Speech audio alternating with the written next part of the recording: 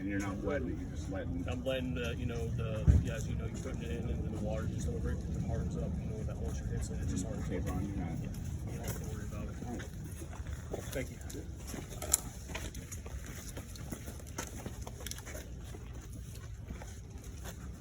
You can drink it too. So it packs, you know, it's like, so as soon as that moisture gets in, it hardens, you know, and basically as, you know, uses it as a, you know, like a mortar or like a concrete, something like that, so it doesn't allow it to shift. So, and then it works good once you got, drink this thing. So when,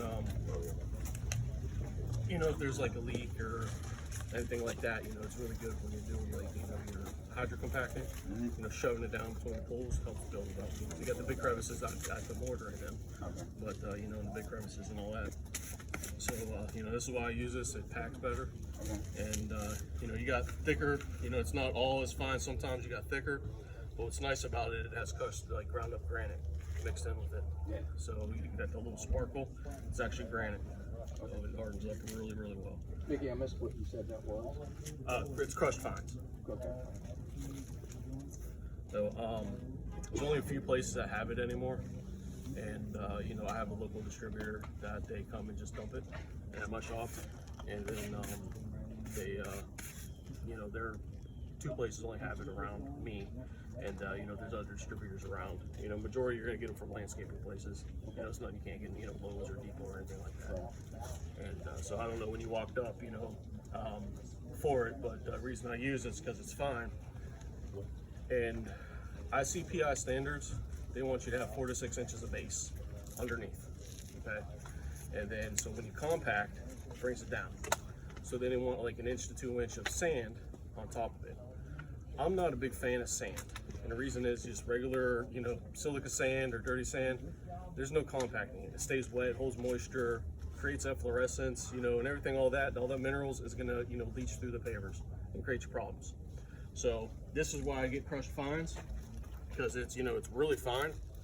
So the reason they ask you to put a sand bed is when you compact, the sand is gonna come up from the bottom and it's gonna shift and the pavers go into the bottoms to help stabilize. And then you fill in the top and compact, you know, for what you're gonna do. And that's, you know, the reasoning that they do. So you get, you know, shifting and settling, you know, you don't have it and it all stabilizes. But the problem is the sand never holds. Then you have problems. So this is why I use this, you know, this is my method. Regular, you know, they have ground up base and everything like that, has dirt in it that you get. And, you know, it's garbage because you're getting all the minerals, the calcites, deposits, everything. All that's going to leach through the pavers, you know, so that's why I'm not a believer in using that.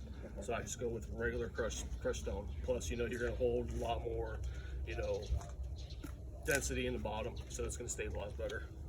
So I'm just going to finish setting this edge real quick.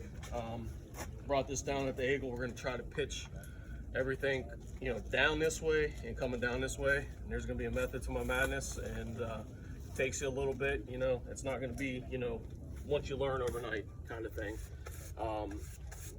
You know, you don't know what you're doing, just take practices, you know, patience, and just don't jump over ahead of yourselves, you know, for something, you know, you're not comfortable with, because you could do a lot more damage, you know. And Chris could tell you, and a few other that know me, they've tried doing some stuff, or, you know, a few, and couldn't get to go back together. So, you know, it's just, you know, so just pay attention to how you bring it apart. I got used to, so I'm teaching a couple new guys that work for me. So until they can learn where stuff goes, to take it out and put it in place as you take it out. It takes a little bit more time, but, you know, it all goes back together. Because sometimes, you know, people will cut a paver when they're doing installs, and, you know, you don't catch it or nothing. That paver's just cut just a little, you know, different to make it fit. And the next thing, if that thing don't go, then, you know, you don't have a saw, or you don't know what you're going, and you get confused, you know. So that's why I'm teaching them to, you know, what to look for. So that's why, you know, I set it up like that. So.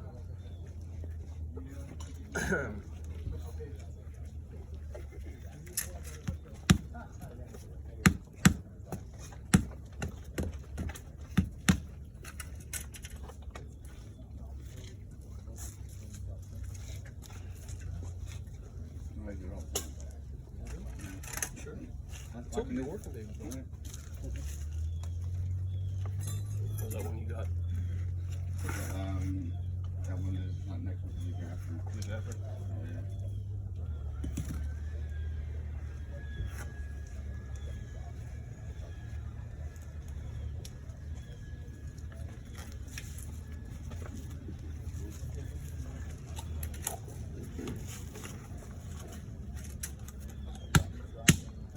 mallets, you always want to use a mallet when you're doing this, not a hard hammer, because you will chip and break it.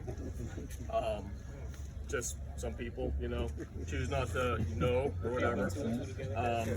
I prefer, you know, you use the 16 mallet, 14 to 16 mallets, fine.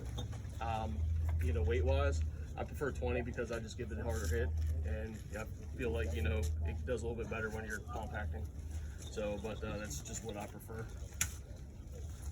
Hey Mickey, yesterday I heard something about these bricks. You can hear nothing.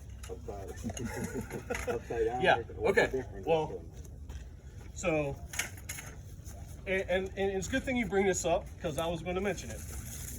So all these forums, sites, you know, everybody's in, you know, there's a stain on the paver, I can't get out. You know, there's something this on the paver, I can't get out, okay? Pavers have a top, pavers have a bottom, okay? So, as you're looking here, okay, all these pavers are flipped upside down. That's the bottom side, okay? Top of the pavers, you can see it, has a chamfer edge and it's beveled. These are what's called a pillow top because you look at it, you know, and it's hard with the angle. They get more of a flow, so it almost looks like the edges of a pillow. So these are actually the top of the pavers. And, you know, and as Josh was saying yesterday, you want, you know, the sand to be, you know, 1/8 to 1/4 of an inch below the chamfer joint. So this is the chamfer joint right here after the bevel. So you want it, you know, the sand down, you know, about right here, you know, top of my finger is, you know. So, you know, that's for adequate, you know, joint stabilization, you know, so you know it's in there well. But, you know, can't flip a paver over because, you know, depending on like on these, because of the bevels, you just can't flip it over because then it's not going to go back in right. But then you can see the bottom side of the paver, that's got all the calcium, the minerals, you know, deposits sitting on the bottom. So just can't do it. You know, it's not going to look right after it's done. So thank you for bringing that up. But this whole border, they set it, you know, the proper way up, and then the installer who did this put them up the other side. So, and then I suggest using knee pads. You know, if anybody's got bad knees like me, these little rock chunks in here hurt. So So did you flip these out here, or no, you just kept them? I just kept them the same because if I would have flipped these out here when I did the repairs, yeah, I'd have to do the entire driveway. Otherwise, it would just wouldn't look right, and then nothing would line back up at all. You know, and just If you guys need knee pads, Mickey's selling them for $3.99 here. I am. Got a stack from my truck. That was until later, man. Come on.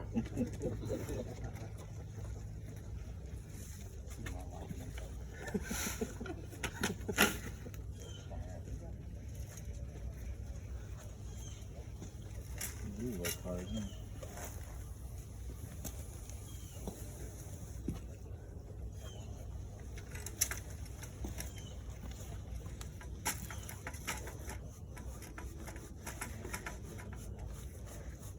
I told you I bought that big box of them, the truckload. I'm supposed to dump them. All I know is I tried this myself and it freaking killed me. And I just called Mickey and I'm like, I have so much more respect for you.